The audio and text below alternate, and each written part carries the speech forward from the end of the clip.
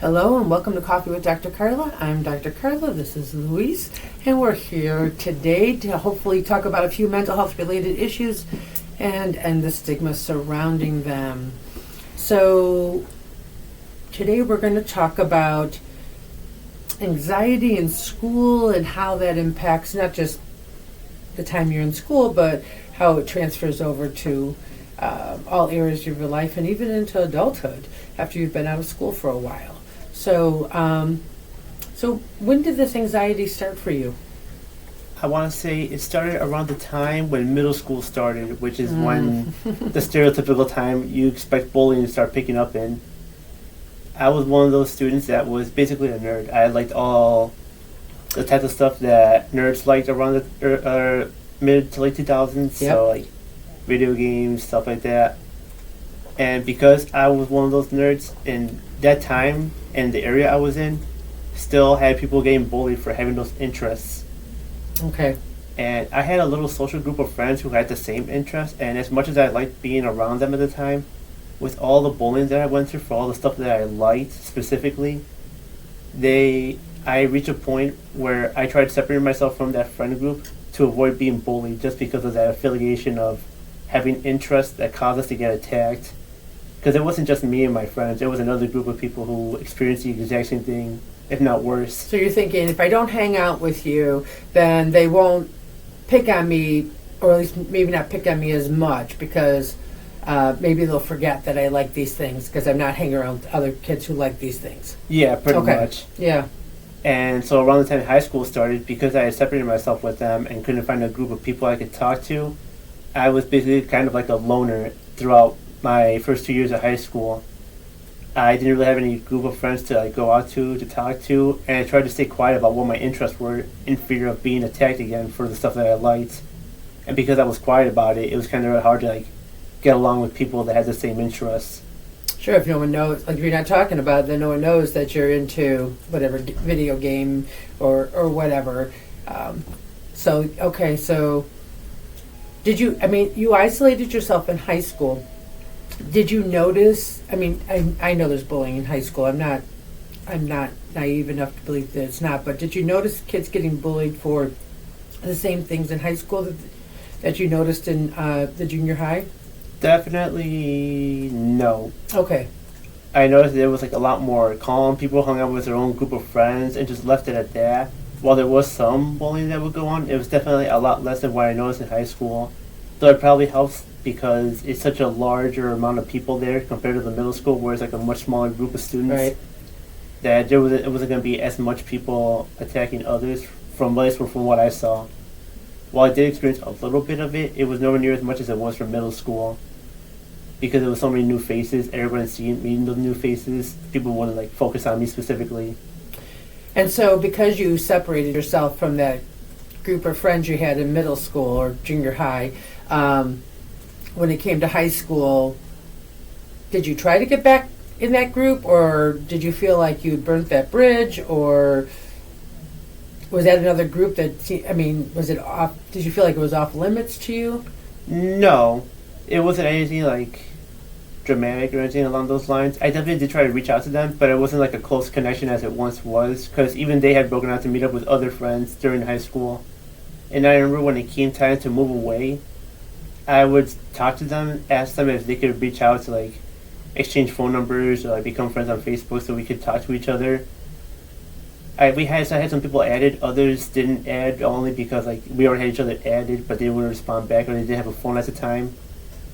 So when it came to that, it seemed like their reactions towards me moving away was like, "Oh, sorry to hear that, but good luck." You're right. It wasn't like a very personal, like, "Oh man, it sucks that you're leaving. Hopefully we can keep in touch." It wasn't anything along those lines.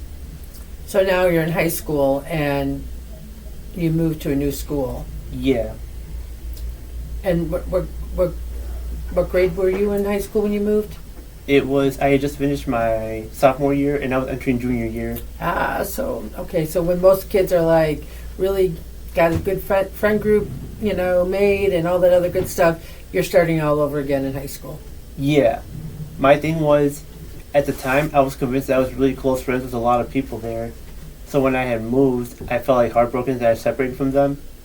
And I tried reaching out to them, imagine my reaction when I see none of them respond back to my messages. So that was something that was devastating to me, and because of how I still didn't want to experience all that bullying, once I moved to that high school and saw all these new faces, once again, I kept myself reserved and didn't want to open up to who I was because, again, I didn't want to deal with bullying in high school, thinking it was going to be the same thing as it was over with those group of people. Right, right. And I can imagine that, you mentioned that you thought you had a better relationship with some of these people than, what reality showed you. But by being so quiet, I'm sure now you can look back and say, well, I didn't really share a lot with with this group of friends. Yeah. So how close could we have really been, right?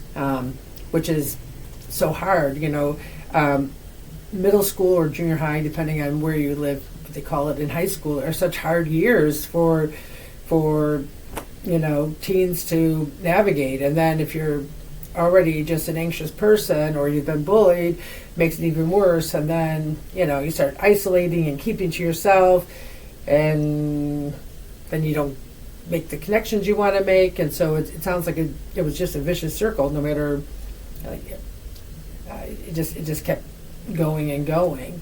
Yeah. Were you able to make friends in the new school? They were definitely a lot more friendly with me because I was that new student that had come in. Okay. But because of that anxiety, I still tried to stay reserved. But they were mostly friendly to me, like a lot more compared to the other high school, where they knew who I was and what I liked. Where even though the bullying had calmed down before I moved, I was still anxious about it from happening again.